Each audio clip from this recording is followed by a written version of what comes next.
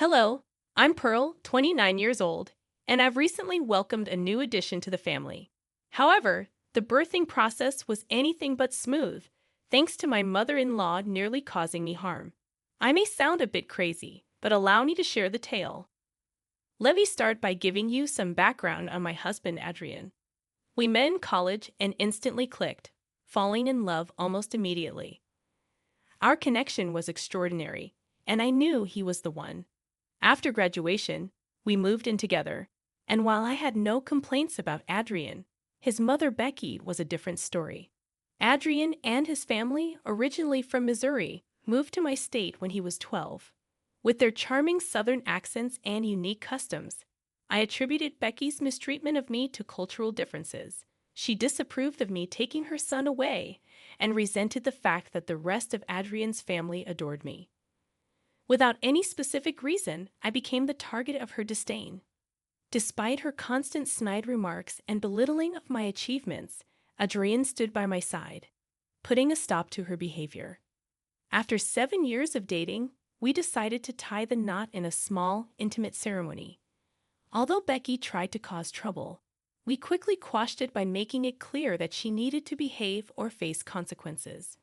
Married life only strengthened my bond with Adrian's family. Whenever his relatives visited, they chose to stay with us instead of a hotel, much to Becky's displeasure. She continued her attempts to sabotage me, but the support I received from others remained unwavering. Eventually, Adrian's relatives refused to interact with Becky without our presence, as they discovered she treated them just as poorly as she treated me. After 3 years of marriage, I began experiencing unusual abdominal pains. Brushing it off initially, I decided to get it checked, only to discover I was 4 months pregnant. The news was surprising, considering I hadn't shown any visible signs of pregnancy. Excited to share the news with Adrian upon his return home, little did I know the challenges that lay ahead. I prepared a lavish dinner and uncorked a fine bottle of wine.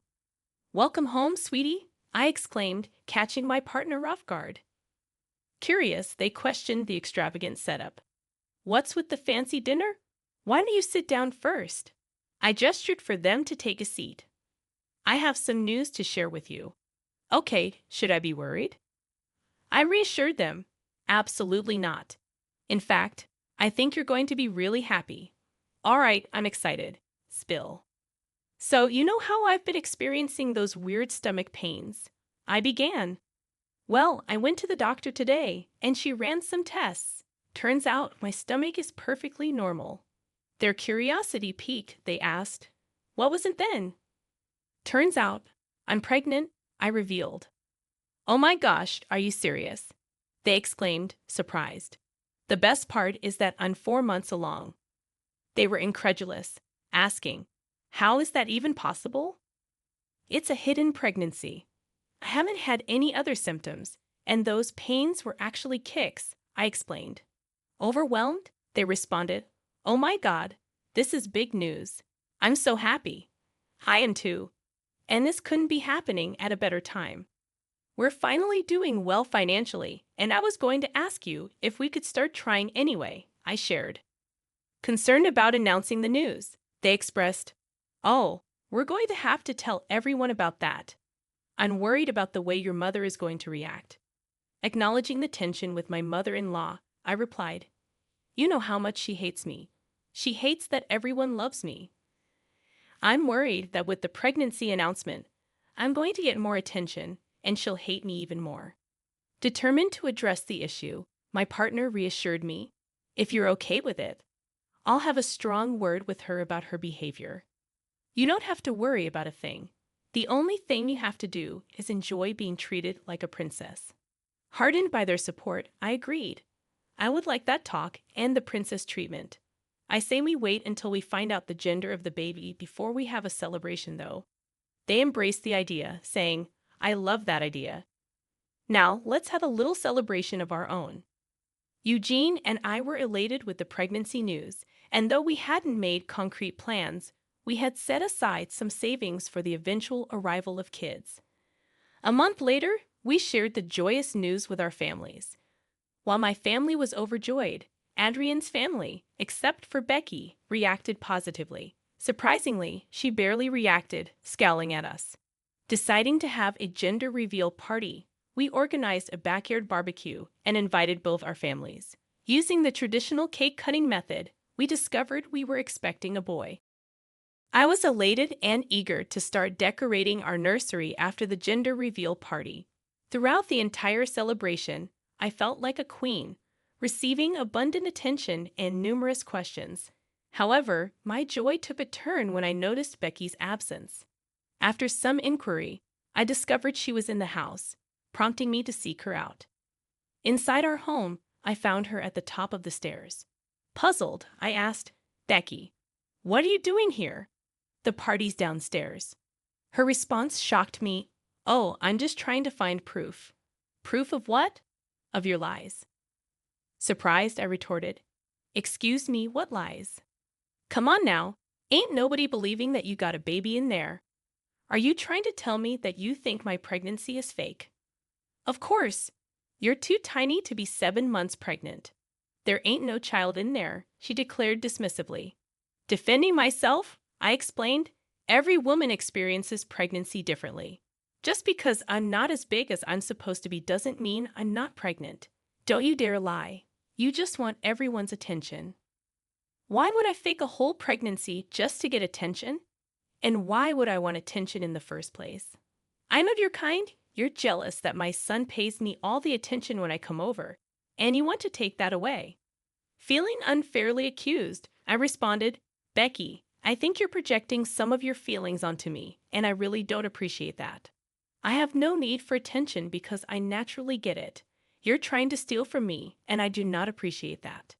Exasperated, I warned her, "Look, you're stressing me out, and that is not good for the baby. I'm just going to go. Stop trying to steal the spotlight. No one gives a darn about you." The last thing I remember was her pushing me down the stairs, resulting in excruciating pain. When I woke up in a hospital bed with a tube in my hand and abdominal pain, I was disoriented. Eugene, sitting beside me, explained that I had fallen down the stairs and lost a lot of blood. They had to induce my pregnancy, and I had given birth. Desperate to know about my baby, Eugene hesitated, saying they were doing everything to stabilize our child, but he couldn't provide further details.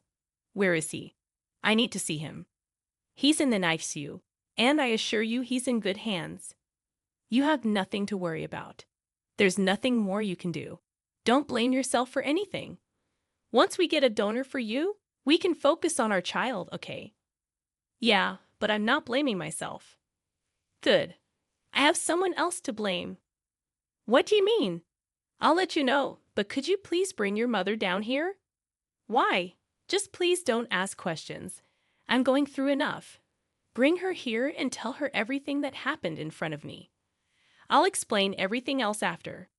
"Okay, but first let's get you your blood, and then we'll do everything else that you wanted." "Yeah, okay." Eugene went to talk to my doctor, and thankfully they had found a donor who was willing to donate immediately for me. The stress of everything made me fall right back asleep after the blood transfusion. I had so many emotions swirling through me, and I didn't know what to make of them. On one hand, I was grateful that my son was still alive, but I also knew that he might grow up with some developmental issues. I didn't have a problem with that, but the fact that Becky would be the reason that my son struggled made me feel hot with anger.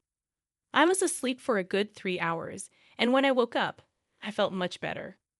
Once again, Eugene was next to me and immediately rushed to my side when I woke up. "Hi, sweetie. You fell asleep for a little while. How do you feel right now?" "A lot better." "How's our son?" "They'd managed to stabilize him. He'll have to be in the NICU for the next 2 months. Will I be able to hold him?" "Not yet, but soon. I promise. Until then, we will definitely get to see him. I saw him, and he looks adorable." "All right. I'm glad that everything's okay. But you wanted to see my mom, right?" "Oh yeah. Is she here?"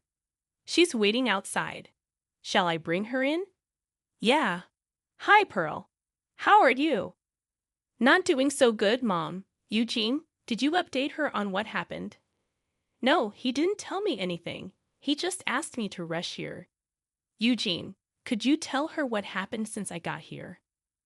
Well, Mom, after you came running to us about Pearl slipping down the stairs, she ended up bleeding a lot. She had to get induced so she could give birth to the baby. Thankfully, the doctors and nurses managed to stabilize our son. He's just going to be in the NICU for a while now. Oh, you gave birth, Pearl. Congratulations. Don't even. Do you have something to say to me and Eugene? What are you talking about? Sweetie, you said Becky came running to you after I slipped, right? Yes, and I'm so grateful that she saw it because none of us heard you fall. Great. Now, Becky, should I be the one to tell him, or will you do it yourself? What is she talking about, Mom? Oh, I don't know. She just gave birth. She's probably just making things up.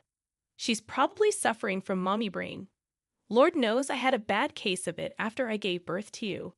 Do not even try to make this into something as arbitrary as that, Eugene. Your mother pushed me down the stairs. What? You remember? I was overcome with emotion when I finally cradled my son, and Eugene shared in my tears. The realization that we had almost lost him left me feeling nauseous. Word spread that our son was back home, and somehow, even Becky got wind of it. She acquired another phone number just to reach out to us. Seeing that our responses were non-existent, she took it upon herself to show up unannounced at our house. Fortunately, Eugene answered the door. If I had, I might have given her a piece of my mind, or worse, physically confronted her for the stress she had caused my family. Becky looked worn and aged compared to our last encounter, tears in her eyes as she pleaded with Eugene to talk to her. Please, talk to me, Mom. You need to stop trying to contact us. How can I not? My son won't talk to me, and I don't get to see my grandson. You think you get to see our son. You don't think we're in pain from not being able to hold our little boy. I really am sorry. Please at least talk to me. I thought I was doing something right. How is pushing my wife down a flight of stairs the right thing to do? She's always been trying to steal everyone's attention. I see the way she tries so hard, and it's just so darn hard to keep my anger in check. You have no idea how insane you sound right now. I do not. I was trying to do what was best for you. Best for me? How is this best for me? I always knew you could do so much better than Pearl. I was just trying to get you to see that by almost killing my child and wife. Are you kidding me right now? What you did was not done for me, but because you couldn't handle the fact that there was someone better than you in your family. Pearl is not better than me. Oh, she is in every way. She cooks better food and has a much better temperament than you. Why do you think more of our family has started coming over to our place for Thanksgiving when we host? Nobody can stand you and your entitlement. You take that back right this second. That is no way to speak to your mother. No, I will speak to you the way you deserve to be spoken to. You made our lives a nightmare from the start, and I have been silent about it only because Pearl begged me not to damage my relationship with you. Okay, I get it. I'm a horrible mother. You are. You absolutely are. You're lucky that we're not going to the police about you hurting Pearl and our son. Oh, please. Like if you have evidence of it, it'll be my word against hers. Who said we didn't have evidence? Don't try and bluff me right now. Look, Pearl and I are exhausted, and we want this time to be as calm as possible. So, for the foreseeable future, I do not want to hear from or see you again. Do you get it? You can't do that. I want to see my grandson too. Oh, you are never seeing your grandson. What? You have no idea how much our son is going to suffer thanks to your jealousy. The least I could do is make sure that he never meets the source of his problem. I will fight for my grandparents' rights. Go for it. Bye. Eugene was furious that Becky still had the audacity to even show up. If it were me in her place, I would never have shown my face to my family. But hey, everyone's different, I guess. Becky did not give up on trying to contact us. Not only would she call and text us a whole bunch of times, but she would also show up at our doorstep and make a huge ruckus until we opened the door. So Eugene and I did the only sensible thing and got a restraining order against Becky. She once again did not like that, but I was so tired by this point that I really did not care. Thankfully, Eugene and I dealt with Becky just in time for us to take our son home. Let me tell you, holding him for the first time made me sob and feel so grateful that he was still alive. Eugene and I decided to use the next few months to just bond with our child. So we didn't let anyone come over to see the baby. Thankfully, after everything that happened, everyone was happy to comply. Becky, however, did not stop trying to bother us. One day, we actually received a summons to come to court because Becky was trying to fight for her grandparents' rights. That threw me into a blind rage. I couldn't believe that she was actually trying to claim grandparent rights when she almost killed me and the grandson she so desperately wanted to see. I asked Eugene to gather the evidence and made our way to a lawyer's firm. We hired a good lawyer, showed him the evidence, and he told us that we could charge Becky, even though we didn't want to do it earlier. After dealing with her harassment for months, we decided to press charges against her. The trial that followed was truly something out of a movie. Becky cried and sobbed at first because we were neglecting her and not letting her visit her only grandson. I could tell that the jury was a little sympathetic towards her, but I knew I had the most incriminating piece of evidence for her. When the footage of her pushing me down the stairs played, everyone in the room went silent, and Becky grew pale. After the first hearing, Becky blasted us with calls and texts, accusing us of hiding the truth from her. We figured it was in the best interest that we blocked her. After a couple of weeks, Becky was charged with attempted murder of an unborn child and was sentenced to 6 months in jail. All her appeals were denied, and Eugene and I couldn't have been happier. Of course, word got around in Eugene's family as well about what Becky had done, and let's just say that nobody wants anything to do with her anymore. She's going to have a tough time when she's done with her sentence. As for Eugene and me, we're gradually getting used to being first-time parents, and we're loving every second of it. I'm just glad we get to do it stress-free. We were considering moving, but that's a decision to make for a later time. Thank you so much for listening.